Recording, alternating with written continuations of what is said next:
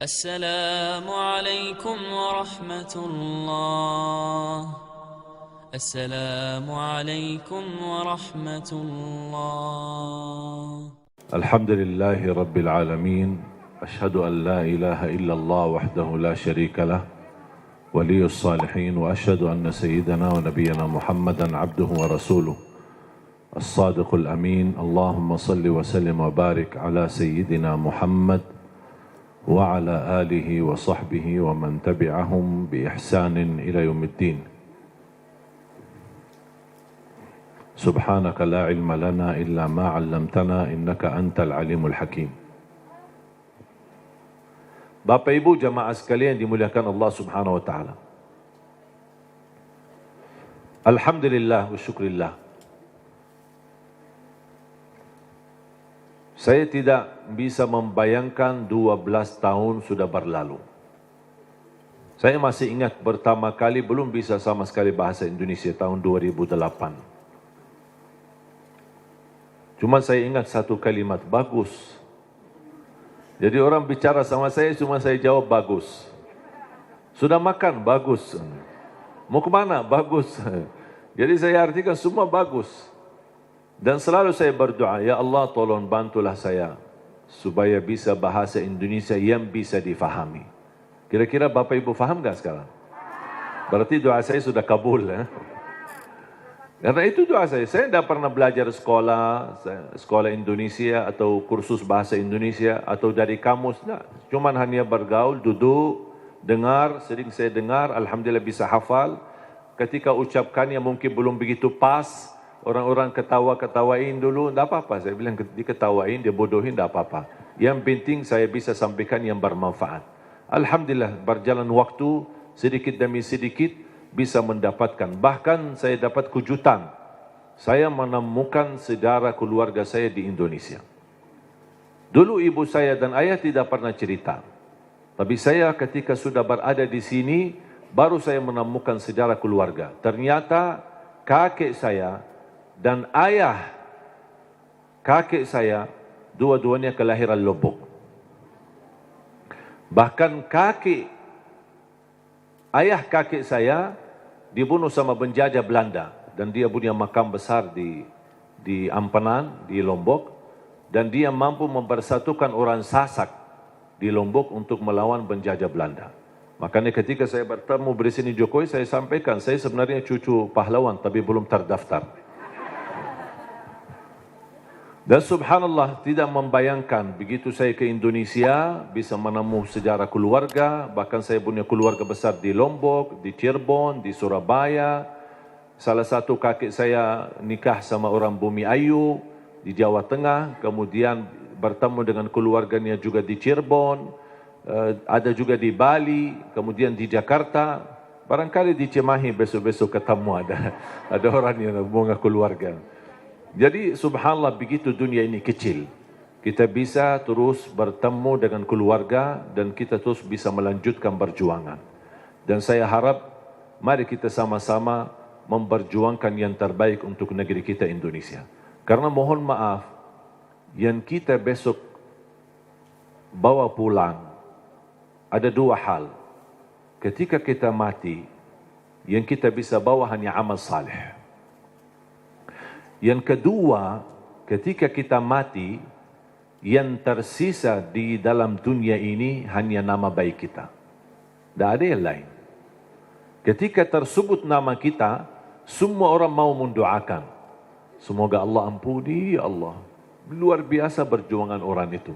Luar biasa dia memberi yang terbaik. Orang politisi, orang ekonomi, orang siapapun, dimanapun posisimu, tolong beri yang terbaik. Karena itulah yang akan mengharumi namamu ketika kita sudah besok meninggal dunia. Dan di alam kubur, yang masuk sama kita adalah amal saleh. Di sambil kita beribadah. Dan selalu saya berkata, tolong kerja keras untuk duniamu dan kerja keras untuk akhiratmu. Jangan hanya akhirat tapi lupa dunia. Dunia harus maju, harus berhadapan, harus bisa menjadi terang menerang yang bisa membangun Indonesia. Dan bisa menjadikan Indonesia negara terhormat. Bisa menjadikan Indonesia negara yang diperhatikan oleh dunia. karena kemajuannya, kebersatuannya.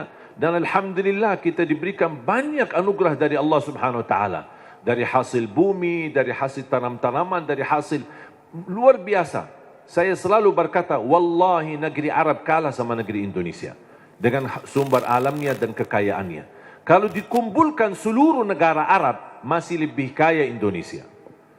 Mungkin karena kita tidak merasa kekayaan itu, mungkin karena belum bersyukurlah. Kekurangan syukur kita dan salah gunakan nikmat itu akhirnya tidak terasa. Padahal kekayaan yang Allah anugerahkan untuk negeri kita Indonesia luar biasa.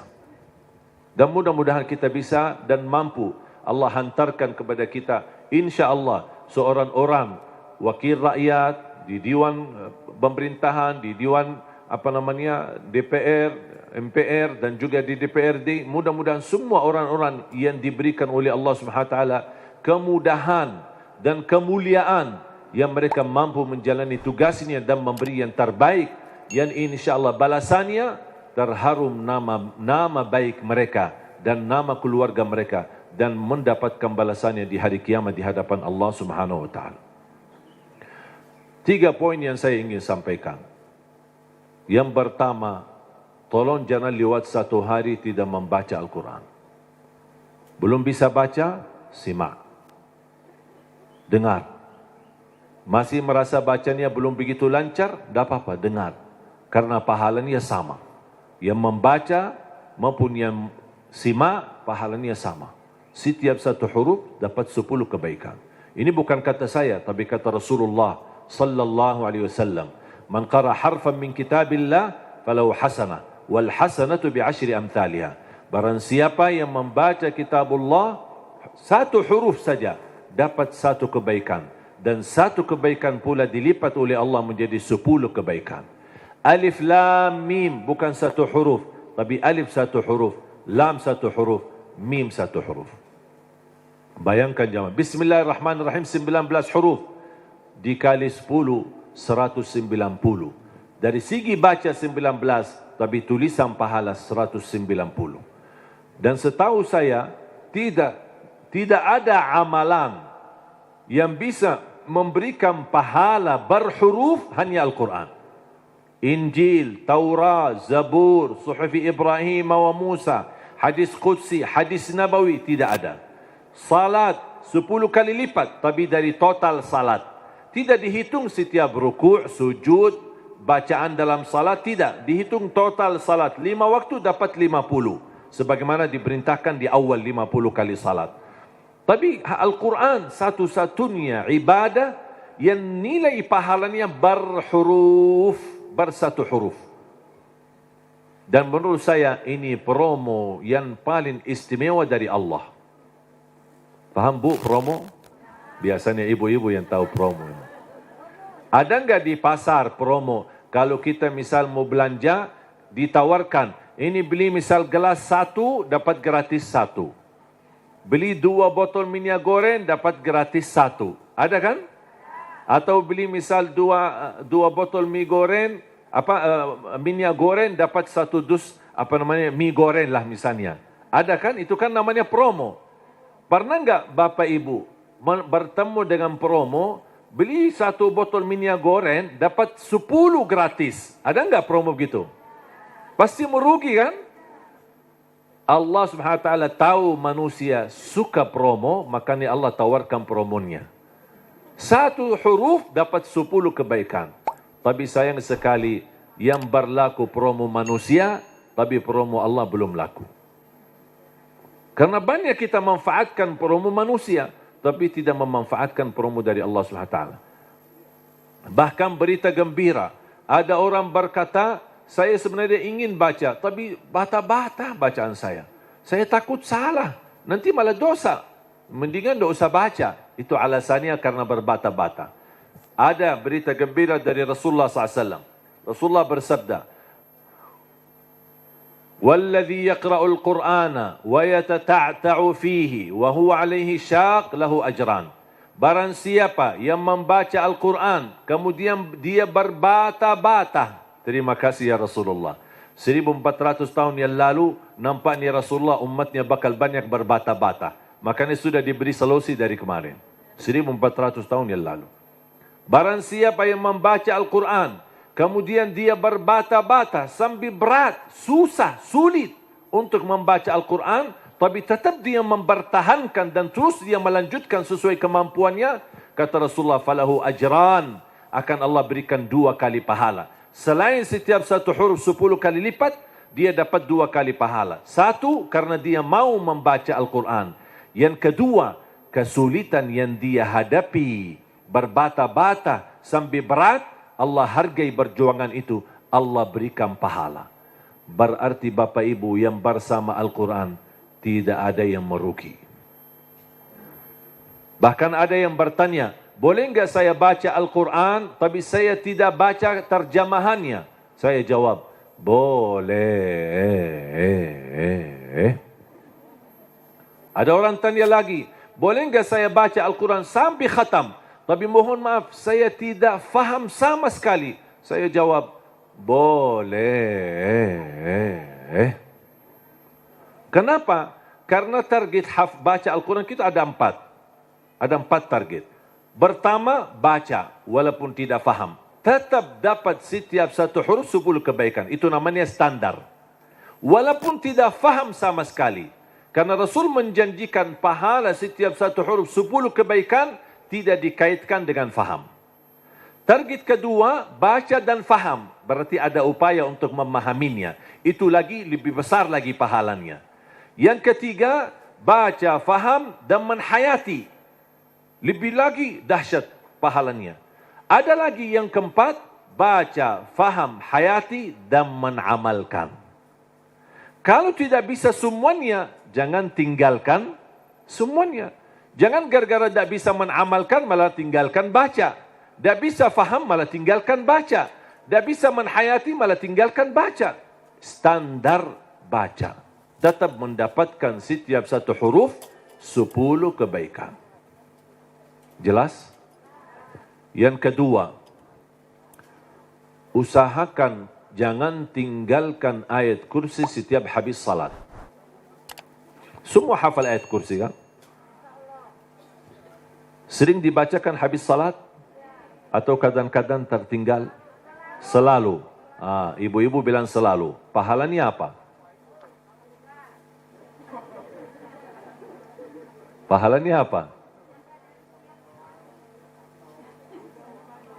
Kemarin saya tanya sama ibu-ibu, selalu, terus pahalanya enggak? Dia tahu amalannya tapi belum tahu pahalanya. Saya kasih tahu pahalanya. Qala Rasulullah sallallahu alaihi wasallam di hadis yang sahih, man qara'a ayatal kursi dubura kulli salatin laisa bainahu wa bainal jannati illa an yamut. Barang siapa yang membaca ayat kursi setiap habis salat, dijamin masuk surga, tidak ada sesuatu yang mampu menghalanginya. Allahu Akbar. Tidak ada sesuatu yang mampu menghalanginya, jaminan masuk surga. Cuma baca satu. Saya ketika baca hadis yang sahih ini, saya berfikir, ya Allah, ini satu ayat aja jaminan masuk surga. Gimana 30 juz Al-Quran? Ini baru satu ayat. Gimana kalau orang rutin baca sampai khatam Al-Quran? Selain ayat kursi setiap habis salat, tolong usahakan tutupi harimu dengan baca surat Al-Mulk. Habis beraktivitas, sudah selesai kegiatan, sudah siap-siap mau tidur, tolong sempatkan. Suratul Mulk, kalau bisa sebelumnya boleh witir. Ada orang tanya, boleh enggak saya salat malam sebelum tidur? Saya jawab, boleh. Karena salat malam tidak harus tidur dulu. Banyak orang yang salah faham masalah itu. Ini kembali kemampuan. Coba kalau kita memaksakan setiap orang mau tahajud atau mau salat malam harus tidur dulu. Ada orang mungkin misal contoh, ketua Dewan. Aktivitas, rapat, meeting, pulang sudah malam. Kalau dia tidur malam, mungkin bisa jam 12, mungkin bisa jam 1. Belum tentu bisa tahajud. Ketiduran, baru dapat 3 jam, maksimal 4 jam, sudah subuh. Jadi, fisik manusia kan punya kemampuan, punya batas. Makanya selalu saya berkata, kalau ada bapa ibu yang biasa tahajud, tidur baru tahajud, tak apa-apa teruskan. Tapi kalau masih belum terbiasa, tolong amankan walaupun 2 rakaat. Amankan walaupun 2 rakaat. Niat salat malam, niat salat hajat, lihat sunnah taubat. Silahkan, apapun niatnya boleh. Habis salat 2 rakaat, tambah 1 rakaat witir boleh, atau 3 rakaat. Sekali salam witir, atau bisa 2 rakaat salam baru 1 rakaat. Terserah, mau 3 sekaligus, 1 kali tahiyat, atau bisa dipisahkan 2 baru 1. Baru habis itu tidur. Kenapa? Seandainya belum sempat bangun dan ketiduran sampai subuh, sudah tertulis namamu ahli tahajud. Sudah tunaikan salat, apalagi witir. Minimal, saya selalu tekankan, minimal jaga witir. Dan mohon maaf, ini bukan wasiat saya, tapi Rasulullah. Tidak ada yang dari saya. Dari saku saya tidak ada. Semua dari Rasulullah SAW. Apa kata Rasulullah kepada Abu Hurairah? Abu Hurairah berkata, Rasulullah menwasiat, awsani khalili wa an utira qabla an anam. Rasulullah menwasiatkan aku jaga witir sebelum tidur, kata Rasulullah kepada Abu Hurairah. Bahkan Umar bin Khattab ketika ditanya, kenapa suka witir sebelum tidur? Kata beliau, saya takut tidur dan meninggal dunia dalam keadaan tidur belum witir. Makanya amankan witirmu. Inna Allah witir, yuhibbul witir, fa'autiru. Allah maha witir, Allah cinta witir. Jagalah witir. Dan salah satu sunnah yang Rasul tidak pernah tinggalkan adalah sunnah witir. Tidak pernah tinggalkan, sehat, sakit, musafir, dimanapun berada. Selalu jaga witir. Dan sunnah yang kedua, sunnah subuh. Sesudah azan, sebelum salat wajib, ada sunnahnya. Bahkan di menurut mazhab Abi Hanifah, sunnah subuh itu dianggap wajib. Selain Abu Hanifah dianggap sunnah. Memang dia sunnah, tetapi hampir sunnah, tapi martabatnya seperti martabat wajib. Karena sunnah subuh, pahalanya lebih besar daripada dunia dan seisinya. Saya berkata, subhanallah, ini baru pahala sunnahnya. Kira-kira gimana yang wajibnya salat subuh? Habis sudah laksanakan witir, mau tidur, tolong bacakan suratul mulk. Belum lancar bacaanmu, setelkan. Dari HP boleh, atau CD murattal, suratul mulk, atau dari YouTube. Sudah alhamdulillah puluhan bahkan ratusan ribu murattal. Tinggal milih apa yang kita suka. Sambil kita di tempat tidur, berbaring, kita bisa dengar suratul mulk. Kenapa disuruh baca suratul mulk? Apalagi di ujung aktivitas kita, seandainya malam itu meninggal dunia, sudah dapat jaminan selamat dari siksa kubur. Suratul mulk, jaminan selamat dari siksa kubur. Yang terakhir, sedekah.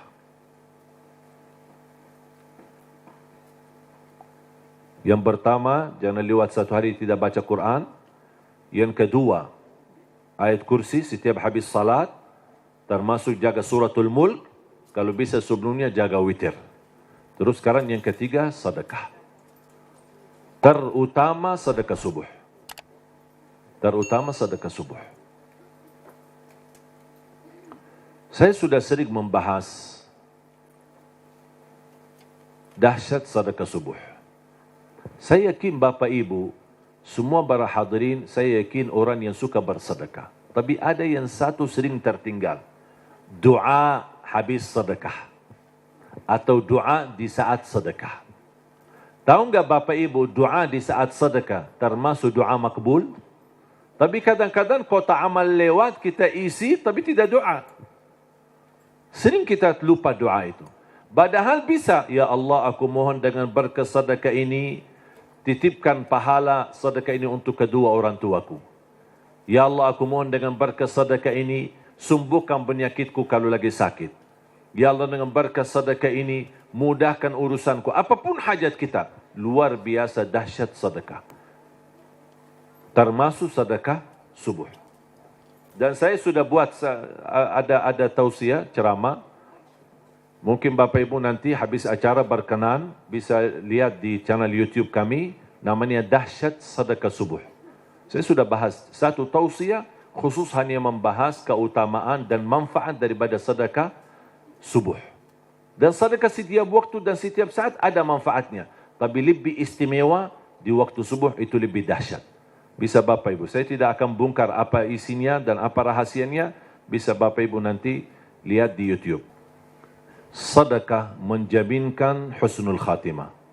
Sedekah menjaminkan selamat dari kematian kecelakaan.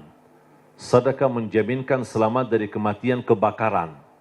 Sedekah menjaminkan selamat dari kematian mendadak. Sedekah menjaminkan selamat dari su'ul khatimah. Sedekah menjaminkan kesembuhan penyakit. Sedekah menjaminkan memadamkan kemurkaan Allah. Dan sedekah menjaminkan ampunan dosa. Sedekah menjaminkan terkabul doa. Makanya ketika bersedekah jangan lupa berdoa. Apalagi di saat sedekah subuh. Dan cukup ketika bersedekah sebut satu hajat. Jangan habis salat subuh mu isi sedekahnya koin tapi doanya sampai terbit matahari. Malu sama Allah, ku kelamaan. Kata mereka, apaan? Ku doanya panjang banget. Padahal sedekahnya baru koin aja. Tolong disesuaikan. Satu kali sedekah, satu kali hajat. Dan selalu dalam kebaikanmu, sisakan dalam doamu, jangan lupa doa untuk orang tua. Saya sudah belajar, apapun yang saya amalkan, apapun amalannya, di ujung saya amalkan itu, saya selalu berdoa, ya Allah aku mohon, titipkan pahala amalan ini untuk kedua orang tua. Saya selesai tausiah, pas pulang, ya Allah aku mohon titipkan pahala tausiah ini untuk kedua orang tua. Habis ngaji, ya Allah aku mohon titipkan pahala ngaji saya untuk kedua orang tuaku. Habis salat, ya Allah aku mohon titipkan pahala salatku untuk... Apapun amalannya, apapun saya sudah belajar menjadi salah satu upaya berbakti baik sama orang tuanya. Karena berbakti baik sama orang tuanya, walaupun mereka sudah meninggal atau di posisi yang jauh, tidak bisa bertemu setiap waktu dan setiap saat, melalui doa, insya Allah terhitung sebagai berbakti baik. Ada seorang bertanya, kalau orang tua saya sudah tidak ada atau sudah meninggal gimana? Apakah saya masih punya kesempatan berbakti baik? Saya menjawab, masih punya kesempatan. Ada dua amalan, sedekah dan doa. Bisa menjadi bermanfaat untuk orang tua kita. Dan semoga kita bisa bersama-sama, kita selalu niatkan dan doa untuk orang tua. Mudah-mudahan kekurangan kita di masa mereka berada, mungkin kita sebagai anak namanya anak muda, di masa dulu mungkin banyak membuat orang tua sakit hati, menyakiti perasaan mereka. Namanya anak-anak, tidak merasa dan tidak menyadari. Makanya ayo mari kita sama-sama memperbaiki. Semoga semua dosa-dosa kita di hadapan orang tua dan terhadap orang tua, mudah-mudahan diampuni oleh Allah Subhanahu Wa Taala dan dijadikan kita orang yang berbakti, yang mendapatkan pahalanya di sisi Allah Subhanahu Wa Taala. Amin ya Rabbal Alamin. Mudah-mudahan insyaAllah menjadi saksi bagi kita semua dan mudah-mudahan menjadi amal salih yang bisa menyalurkan pahala yang tidak terputus sampai hari kiamat. Amin ya Rabbal Alamin. Mari kita sama-sama berdoa. Bismillahirrahmanirrahim. Alhamdulillahi Rabbil Alamin. Allahumma salli ala Sayyidina Muhammad wa ala ali Sayyidina Muhammad. Allahumma ya Allah ya Dzal Jalal wal Ikram. Berilah kepada kami petunjuk pada jalan yang lurus. Hidupkanlah kami dalam keadaan iman. Wafatkanlah kami dalam keadaan Islam. Akhiri hayat kami dengan husnul khatimah. Jadikan kami semua serta keluarga kami ahlul Quran, pencinta Al-Quran, penghafal Al-Quran, yang mendapatkan syafaatnya Al-Quran. Ya Allah, lancarkan upaya dan ikhtiar Majlis Nurun Nisa ini bersama Yayasan Budi Luhur. Ya Allah, jadikan perjuangan mereka menjadi amal salih yang diterima di sisimu. Dan jadikan tempat ini menjadi tempat pusatnya cahaya yang menebarkan rahmat lil alamin, yang membawa keberkahan, yang menjadi pusat pendidikan agama, yang bisa memfasilitasi akhlak yang mulia ya Rabbal Alamin. Allahumma ighfir lana wa liwalidina wa li jami'il muslimina wal mu'minat al-ahya'i minhum wal amwat. Allahumma ya Allah, atas izinmu kami bersama-sama bertemu di majlis ini, di dalam acara ini. Anugerahkan kepada kami kemuliaan, sama-sama bertemu kembali di dalam surgamu ya Allah bersama Nabi Muhammad sallallahu alaihi wasallam. Rabbana taqabbal minna innaka antas samiul alim wa tub alaina innaka antat tawwabur rahim. Rabbana atina fid dunya hasanah wa fil akhirati hasanah wa qina adzaban nar. Wa sallallahu ala sayyidina wa nabiyyina Muhammad wa ala alihi wa sahbihi wa baraka wa sallam. Walhamdulillahi rabbil alamin.